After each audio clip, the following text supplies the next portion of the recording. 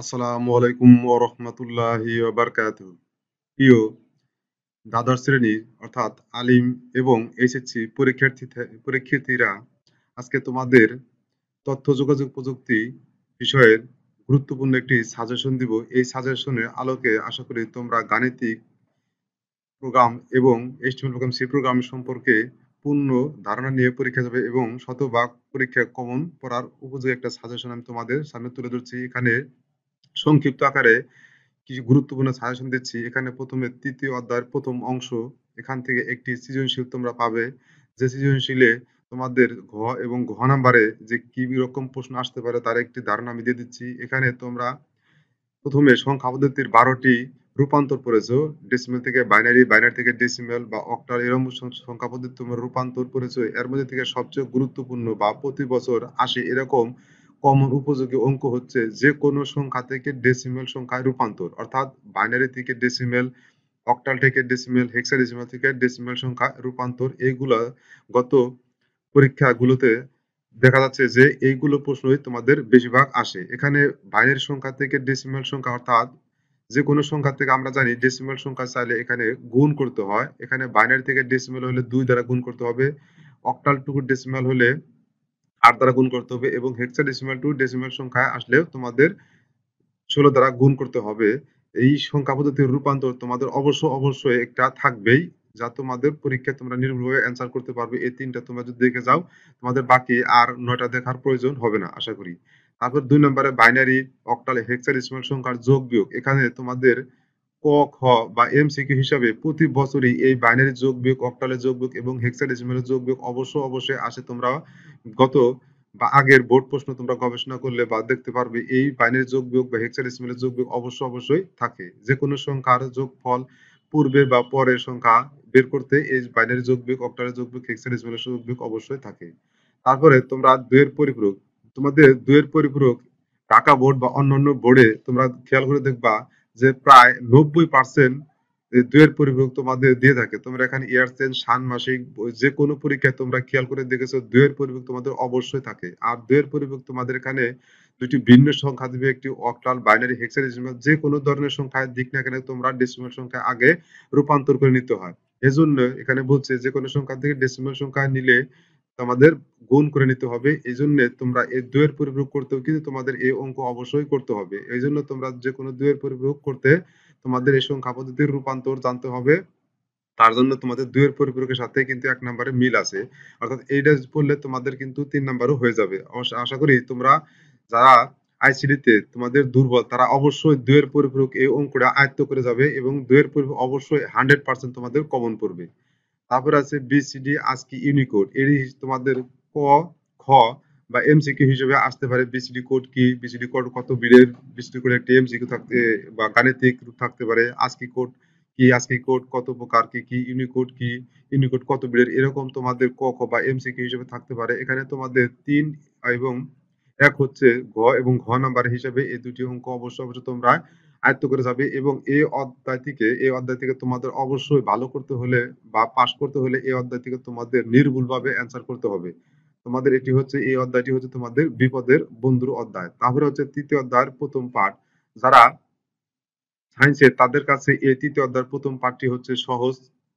যারা আর্টস এবং কমার্স তাদের জন্য এই তৃতীয় অধ্যায় দ্বিতীয় পার্টটি হচ্ছে একটি লজিক্যাল অধ্যায় এবং এটি কঠিন তাদের কাছে। যাদের কাছে কঠিন মনে হয় তারা এই অধ্যায় বাদ দিয়ে তোমরা বাকিগুলো অ্যান্সার করতে পারবে। এখানে তোমাদের আইসিডি তে 8টি এমসিকিউ, আইসিডি 8টি সৃজনশীল থাকবে যার মধ্যে 5টি অ্যান্সার করতে হবে। এখানে তোমরা যারা দুর্বল তারা প্রথম এবং দ্বিতীয় অধ্যায় থেকে তোমাদের 3টি সৃজনশীল থাকবে, যে 3টি সৃজনশীল থেকে তোমরা 3টি দিতে পারবে দুর্বল যারা। আর যারা তোমার আইসিডি তে ভালো করতে চাও তারা তো অবশ্যই এই অঙ্কগুলা অবশ্যই অ্যান্সার করতে হবে পূর্ণ মার্ক পেতে চাইলে। এখানে তৃতীয় অধ্যায়ের দ্বিতীয় পার্টে বলা হয়েছে লজিক গেট থেকে সমীকরণ, অর্থাৎ তোমাদের একটি সার্কিট দেওয়া থাকবে, সার্কিট থেকে সমীকরণ বের করতে হবে এবং সরল করতে হবে। যেহেতু এই তৃতীয় অধ্যায়ের দ্বিতীয় পার্ট থেকে সরল এবং সত্যক সারণী এই দুটি থেকে ঘ নাম্বার হিসেবে একটি প্রশ্ন থাকে। যেহেতু গতবার সত্যক সারণী আসছিল এজন্যই আমার মনে হয় এবার শতভাগ সরল দেওয়ার সম্ভাবনা রয়েছে। সরল দিলে তোমাদের একটি লজিক সার্কিট দিবে, যে সার্কিট থেকে সমীকরণ বের করতে হবে, তারপর তার সরল করতে হবে। এটি ঘ নাম্বার হিসেবে একটি কমন উপযোগী এবং 90% কমন একটি প্রশ্ন। তারপরে বড় গণনাতে ঘতে বলা হয়েছে ন্যান্ড ও নর গেট দিয়ে অন্যান্য গেটের বাস্তবায়ন। বাস্তবায়নটা হচ্ছে অন্যান্য বোর্ড প্রশ্ন তোমরা দেখলে দেখতে পারবে যে এখানে ন্যান্ড এবং নর গেটের সার্বজনীনতা এই প্রশ্নটি প্রায় প্রতি বছর দিয়ে থাকে এবং এই গেট বাস্তবায়ন অবশ্যই তোমাদের দিবেই।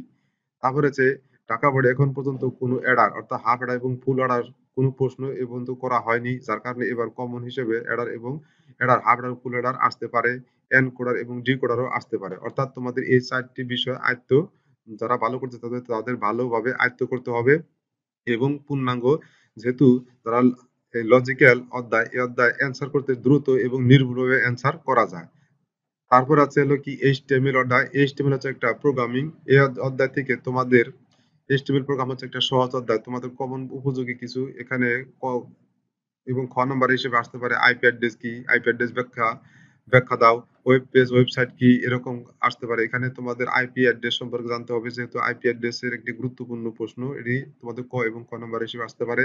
তারপরে হচ্ছে ওয়েবসাইটের কাঠামো। এটি ১ বছর পর পরে প্রায় প্রতি বছরই এই ওয়েবসাইটের কাঠামো দিয়ে থাকে। তার মধ্যে বেশিরভাগই আসে ট্রি, লিনিয়ার এবং নেটওয়ার্ক কাঠামো। এই ৩ টি কাঠামো তোমরা অবশ্যই আয়ত্ত করে যাবে এবং তোমাদের গ নাম্বার হিসেবে এই ৩ টি ওয়েবসাইটের কাঠামো থেকে যেকোনো ২ টি অবশ্যই আসতে পারে।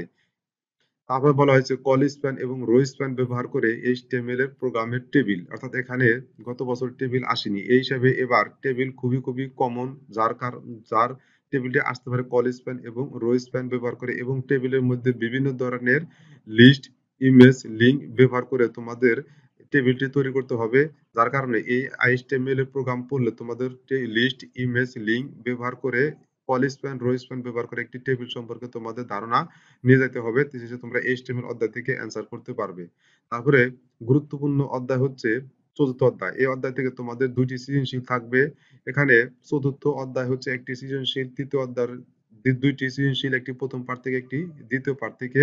আর প্রথম এবং দ্বিতীয় অধ্যায় থেকে থাকবে ২ টি সৃজনশীল এবং পঞ্চম অধ্যায় থেকে থাকবে ২ টি সৃজনশীল। পঞ্চম অধ্যায় থেকে ২ টি সৃজনশীলের মধ্যে এখানে ৪ এ বলেছে গাণিতিক ও কন্ডিশন ব্যবহার করে অ্যালগরিদম প্রোগ্রাম ও ফ্লোচার্ট এবং ৫ নম্বর আছে ফর, ডু, হোয়াইল ব্যবহার করে গাণিতিক এবং সি প্রোগ্রাম। এখানে গাণিতিক এবং কন্ডিশন থেকে একটি প্রোগ্রাম অ্যালগরিদম প্রোগ্রাম ফ্লোচার্ট অবশ্যই থাকে এবং ফর, ডু, হোয়াইল এইখানে ধারা থেকে ফর আসলে ডু তে রূপান্তর করতে বলে বা হোয়াইলে আসলে ফরে রূপান্তর করতে, এখানে এই ৩ টি লুপ তোমরা অবশ্যই আয়ত্ত করে যাবে। এই ৩ টি লুপের থেকে অবশ্যই 100% তোমাদের একটি প্রোগ্রাম অবশ্যই তোমাদের কমন পড়বে।